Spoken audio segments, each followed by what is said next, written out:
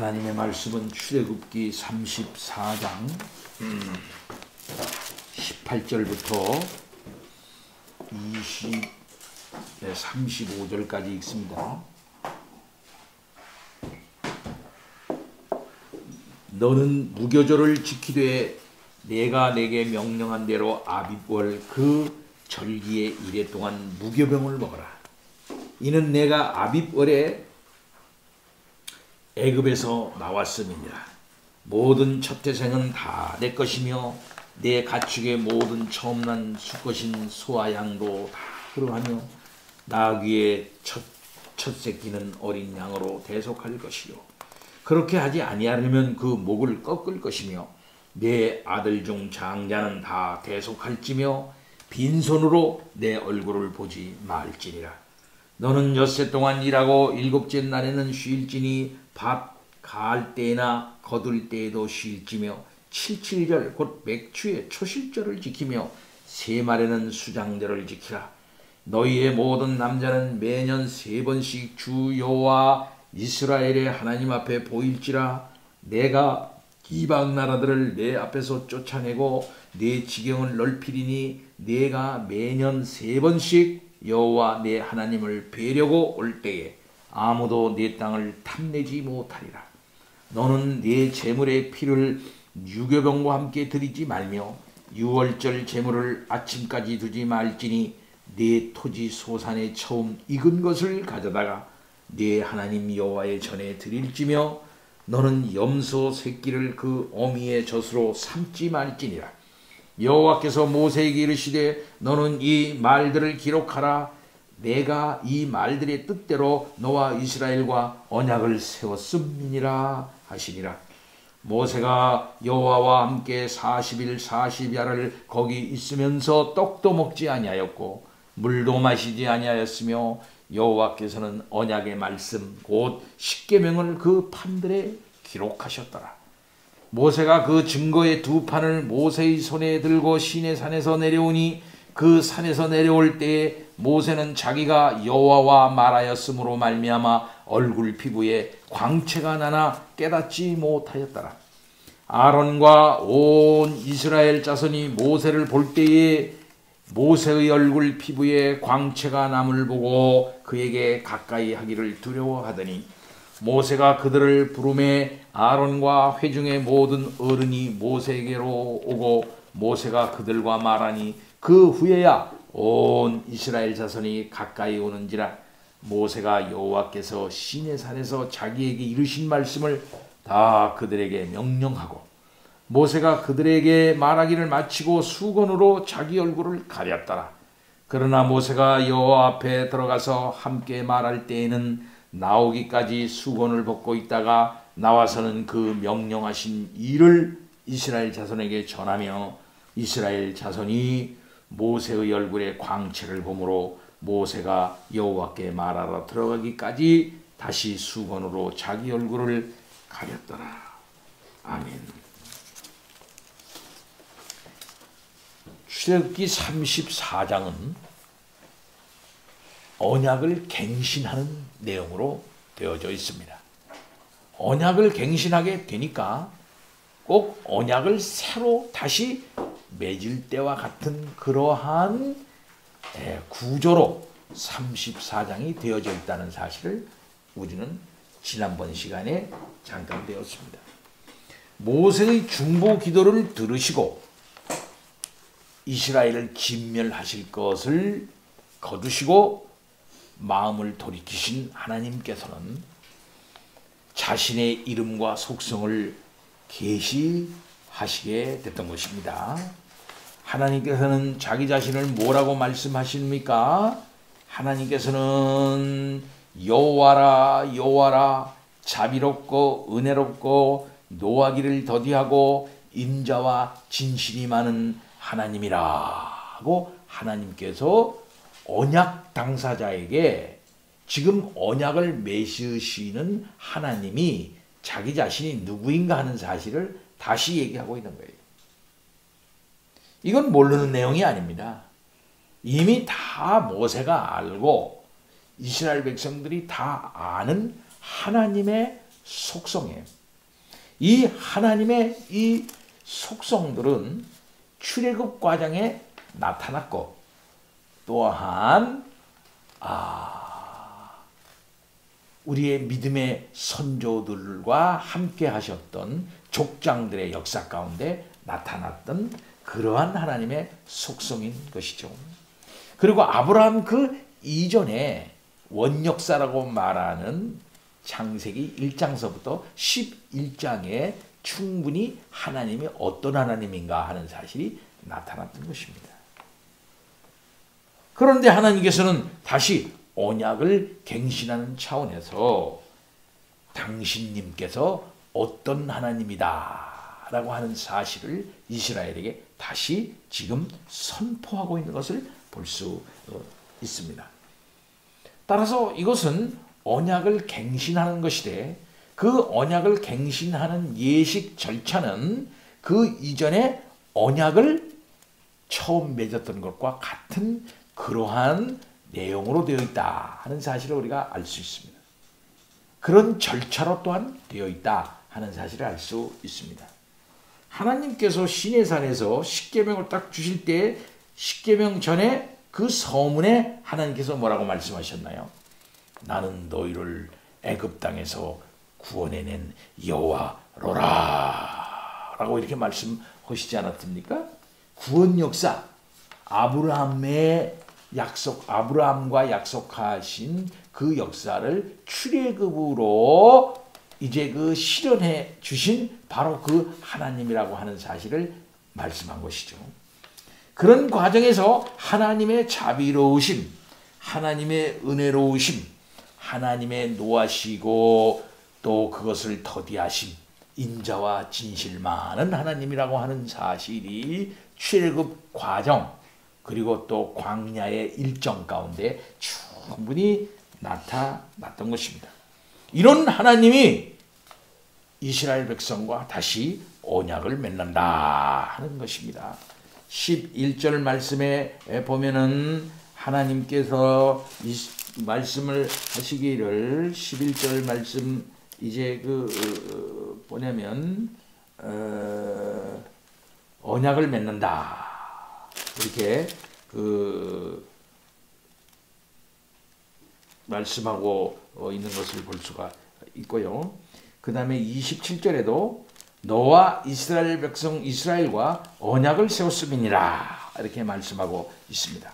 자, 이것은 새로운 언약을 맺는다는 것이 아니라 이미 시내산에서 주었던 언약들과 내용과 약속이 똑같은 언약을 다시 새롭게 맺으려 한다 하고 하는 그런 뜻입니다. 그러니까 그 34장에 나오는 말씀이 곧 10절서부터 24절까지의 내용을 이제 가만히 보면은 그 언약을 새로 맺으시게 되니까 그것을 다시 똑같이 반복해야 되지 않느냐라는 이런 생각이 들죠. 거의 같이 내용이 반복되고 있는 것을 볼 수 있습니다. 그러니까 20장 1절서부터 7절까지의 내용과 비교해 보면은 이 내용이 십계명의 내용을 아주 내용적으로 약축하고 있다라고 말할 수가 있겠습니다. 그래서 이것을 학자들은 의식적 십계명이다. 의식적 십계명. 그러니까 10절서부터 24절을 의식적인 십계명이다 이렇게 말하고 있습니다. 의식, 리추얼. 그러니까 뭐냐면 의식을 한다 이거야. 그러니까 무슨 식을 한다 이거지. 순서를 밟아가지고 어느 이런 식, 6월절 무슨 식 뭐 이런 식, 그런 의식적으로 십계명을 드러내는 그런 의미의 의식적 십계명이라 한다 이 말씀이죠. 이것은 언약 관계를 재정립하시면서 여러 가지 율법의 내용을 의식법을 중심으로 요약해서 새로 주셨다라고 하는 사실입니다. 십계명을 의식적인 의식법으로 어떻게 섬길 것인가 하는 것을 구체화시켜서 이게 얘기한 것이다 이 말씀입니다. 십계명을 갖다가 그러면은 가나안에 들어가서 언약 백성으로 어떻게 지킬 것인가 하는 것을 의식적인 차원에서 이렇게 몇 가지를 약축을 해서 이제 조건으로 놓고 언약 조항의 조건으로 놓으시고 하나님께서 말씀하신다 이 말이죠. 그러니까 언약의 내용이라는 것은 구절을 보면은 언약의 구절을 보면은 나는 누구다 먼저 얘기해요. 응? 나는 그러니까 나는 누구다. 나는 앞에서 얘기했죠. 나는 은혜가 많고 노하기를 더디한 하나님이다. 그 다음에 너희들에게 나는 이렇게 해주겠다. 이렇게 얘기를 하는 겁니다. 이렇게 얘기해. 그리고 거기에 근거해서 너희들은 이렇게 해야 된다. 그러나 그렇게 그 말을 듣지 않을 때는 너희들에게는 이러한 벌이 있다. 요거예요. 요게 언약의 구조라고 하는 거예요. 그래서 하나님 편에서 할 일, 그 다음에 이스라엘 편에서 할 일이 뭐다 하는 것이 명확하게 조문으로 들어가 있어요. 언약 내용의 조문으로. 요걸 딱 이렇게 하겠냐? 나는 이렇게 하겠다. 너희들도 그럼 이렇게 해야 된다. 예, 그렇게 하겠습니다. 그럼 우리 언약을 맺자. 이렇게 하고서 언약이 맺어지는 것이다. 이 처음에 맺었던 그 언약이 깨진 거로 말미암아 다시 언약을 갱신하는 차원에서 그러한 구조로 다시 하나님께서 확인하고 있는 것을 볼 수 있습니다. 그럼 하나님 편에서 뭘 해준다는 거예요? 10절 말씀에 나와 있죠. 10절에 본 말씀은 이스라엘 백성 앞에서 이적을 행할 것이라는 거예요. 큰 이적, 전에도 없었던 큰 이적을 행할 것이다. 이제까지 큰 이적은 뭡니까? 10가지 재앙, 그 다음에 출애굽한 사실, 이런 것보다도 더 큰 엄청난 이적을 행할 것이다. 이게 하나님께서 그 이적을 행함으로 말미암아 하나님께 영광이 되고 그로 말미암아 이스라엘은 뭐가 되는 것입니까? 이스라엘은 온전한 출애굽이 이루어지게 되는 거예요. 이스라엘의 모든 삶의 기반이 완성이 되어지는 겁니다.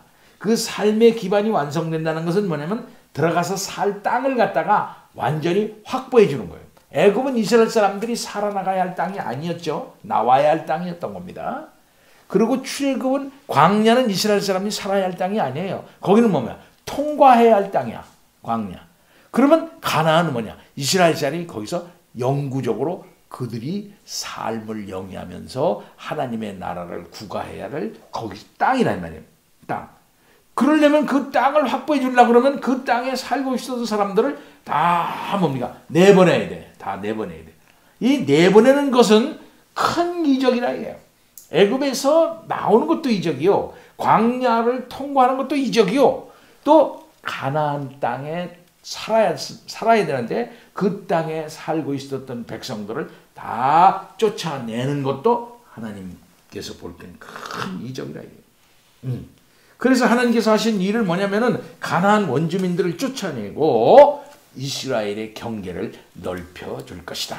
아무도 그 경계를 헐지 못하도록 해줄 것이다. 심지어 이스라엘 남자들이 자기가 받은 땅에서 자기가 받은 기업에서 1년에 3번씩 예루살렘으로 하나님을 보러 올라오게 된 때 지킬 수가 없잖아요. 남자들이 올라오니까. 그런데도 불구하고 그 땅 경계를 지켜주겠다. 하나님께서 약속을 하시는 것입니다. 이렇게 하나님께서는 약속을 하시는 거예요. 이게 언약의 내용. 이렇게 하겠다 나는. 그러면 너희들은 어떻게 해야 되느냐? 너희들은 그냥 가만히 있는 게 아니에요. 오늘 네게 명령하는 것을 반드시 지켜야 한다. 순종. 하나님의 명령을 순종하라. 그 하나님의 명령의 내용이 주로 자세히 나와요. 그게 뭡니까? 가나안 땅의 주민들과 언약을 맺지 말라. 그들의 제단을 허물고 우상을 깨트려야 된다. 곧 이방 종교와 그 문화를 갖다가 혁파하고 거기에 물들지 말아야 한다. 다른 신에게 경배하거나 신상들을 부어 만들지 말아야 한다. 그 땅 주민들과 언약을 맺지 말아야 한다. 언약을 맺는다고 하는 것은 지난번 시간에도 맺었듯이 생명을 영위하기 위한 위험 요소를 제거하는 거예요. 한마디로 말해서 정치, 경제적 이런 어떤 그 삶의 기반을 마련하는 거예요. 그러면 이스라엘 백성들은 하나님과 언약 맺음으로 말미암아 그들의 정치와 그들의 경제도 그 보장되는 거거든요. 예. 그런 보장을 깨고 다른 백성들, 북방 백성과 남방 백성들과 생명에 관계된 안전 보장을 위한 언약을 맺는다고 하는 것은 하나님을 믿지 않는 거죠. 그래서 저 북방 아수르하고도 언약 맺지 말고 다시 남방에 있는 세력인 이 애굽하고도 언약 맺지 말라 하고 하나님께서 분명히 말씀해 주시는 것이거든요. 근데 이스라엘 백성들이 우리가 알다시피 그 긴 역사를 보게 된다 할 것 같으면은 북방과 언약을 맺고 남방과 언약을 맺고 북방이 세지면 남방과 언약 맺고 남방이 세지면 북방과 언약 맺고 이렇게 해서 그들의 안전 보장을 꾀하려고 그랬어요. 이것을 하나님께서는 책망하셨던 거거든요. 예. 그런 언약을 맺지 말고 오로지 너희의 생명은 내가 보장할 테니까 나하고의 관계만 확실하게 하면은 그런 것들 너희의 생명이 보장될 것이다. 이렇게 말씀해 주셨는데 그걸 그들은 믿지 않았잖아요. 그러니까 그 땅의 주민들과 언약 맺지 말라고 분명히 지금 말씀하시는 거고 또한 그들의 딸들과 결혼시키지 말라 하고 분명히 말씀했습니다. 예. 왜 그러냐면 그들의 딸들과 결혼하면은 어떻게 됩니까? 그들의 딸들이 우상을 갖고 오고 그들의 딸들이 이방 종교 찹족의 종교 문화를 갖고 와가지고 이스라엘이 더럽혀질 테니까 갖고 오지 마. 이스라엘과 딸들을 이스라엘의 아들들을 그들의 딸들과 결혼시키지 말라 하고 분명히 말씀하신 거예요. 네. 그 다음에는 3대 절기를 지켜라. 무교절, 맥주절, 수장절을 꼭 지켜라. 그 다음에는 안식일을 지켜라 하고 이렇게 말씀을 해주셨던 것입니다. 이미 이것은 상세하게 언급한 내용들이에요. 그 전에 첫 번째 언약 맺을 때 상세하게 언급한 내용. 근데 이것을 다시금 반복하고 있어요. 이것은 뭡니까? 지금 맺는 언약을 지금 갱신하고 있기 때문에 그냥 그렇게 넘어가는 것이 아니라 정식 언약의 갱신이기 때문에 그렇다. 이렇게 말씀하는 것이고 또한 이것을 소홀히 하게 될 경우에는 이스라엘이 무너지기 때문에 그렇습니다. 네. 그래서 경각심을 불러일으키기 위해서 아주 구체적으로 얘기를 하고 있는 거예요. 구체적으로. 특히 가나안 족속과의 언약이나 결혼 등을 금지하고 있는 것은 그들이 이 우상 문화에 빠져들 위험성이 많고 이 우상 문화에 빠져든다고 하는 것은 곧 여호와 신앙을 잊어버리는 첩경이 되기 때문에 그것을 갖다가 분명하게 금하고 있는 것을 볼 수 있습니다. 그리고 27절, 28절에 보면 언약서를 처음 주셨을 때처럼 하나님께서 말씀하시고 모세는 그 말씀을 기록했습니다. 이 모든 것은 여호와의 말씀으로 선포가 됐고요. 시내산에 처음 올라갔을 때와 같이 40일 동안 모세는 금식했어요. 여호와께서는 그 판들이에 언약의 말씀을 기록하셨던 것입니다.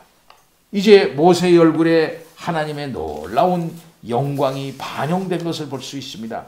모세가 2개의 증거판을 들고 내려왔을 때 산 아래의 백성들은 전과 같이 우상 숭배하지는 않았어요. 그때 의분을 냈던 것과는 다르게 이번에 모세의 얼굴에는 광채가 이제 났던 것입니다. 그러나 자기 얼굴에 광채가 나는지 몰랐어요. 자기는. 예. 이것은 모세가 거룩하신 하나님의 영광을 접하게 되었을 때 자신도 그 영광을 덧입게 된 것을 나타내주고 있습니다.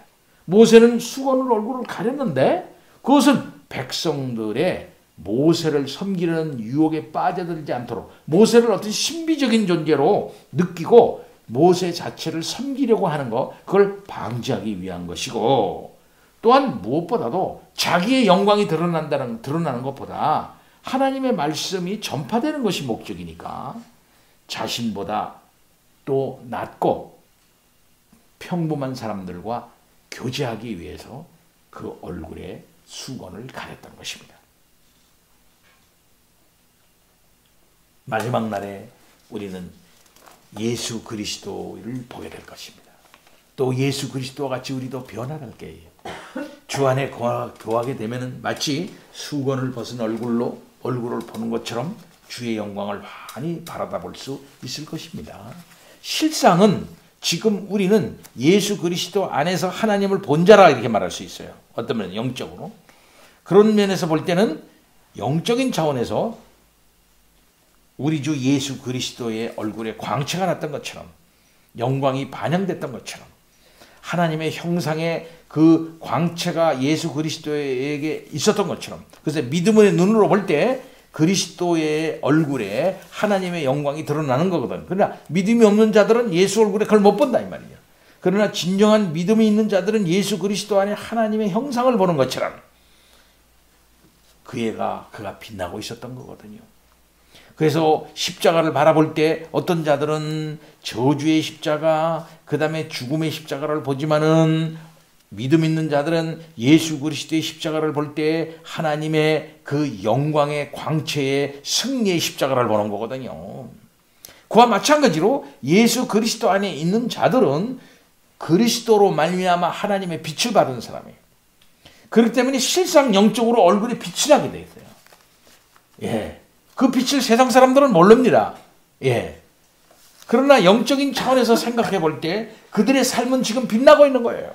예. 어디를 가나 그들은 촛불이고 하나님이 우리 주님이 보실 때 너희들은 빛이다 하셨기 때문에 어디에 가나 그들의 삶은 빛나고 있는 겁니다. 사실은. 놀라운 일이에요. 이런 사실을 우리들이 깨달을 때 어떤 차원에서든지 하나님과 언약 맺은 자, 그 언약에 충실한 자, 언약 위에 서 있는 자들은 거룩한 백성이며 빛된 백성이다 하는 사실을 우리는 알아야 되겠습니다. 우리 주님께서는 이런 놀라운 영광을 이 땅에 오실 때 그 모세가 수건을 가리듯이 어리석은 백성들 앞에 가리셨어요. 우리 주님은. 네. 그러나 우리 주님이 홀로 변화하신 일이 있었지 않습니까? 변화산에서. 그때는 그의 영광을 보이셨고 부활하시고 난 다음에 우리 주님은 그의 영광을 모든 제자들에게 보이셨지 않습니까? 예. 그래서 하나님의 영광의 광채라고 하는 사실을 우리 주님이 나타내셨다는 것이거든요. 아무쪼록 우리는 이러한 예수를 믿고 의지한 자들이에요. 그래서 그 주님이 뭐라고 그러면 우리들에게 너희는 세상의 빛이다 이렇게 말씀해 주셨어요. 따라서 세상 사람들은 우리가 어떤 존재인지 몰라요. 우리의 얼굴과 우리의 모든 일거수일투족과 우리의 모든 삶 속에서 하나님의 빛이 드러난다고 하는 사실을 몰라요. 그것이 진리의 빛일 수가 있고 어떤 식으로든지 슬기의 빛일 수가 있고 어떤 식으로든지 삶의 모든 결단 속에서 나타난 빛일 수 있어요. 모든 사람들에게 어떤 갈 길을 제시해 주는 어떤 놀라운 지혜일 수 있는 것이에요. 그런 것들을 우리들은 사실상 가지고 있는 자들이다.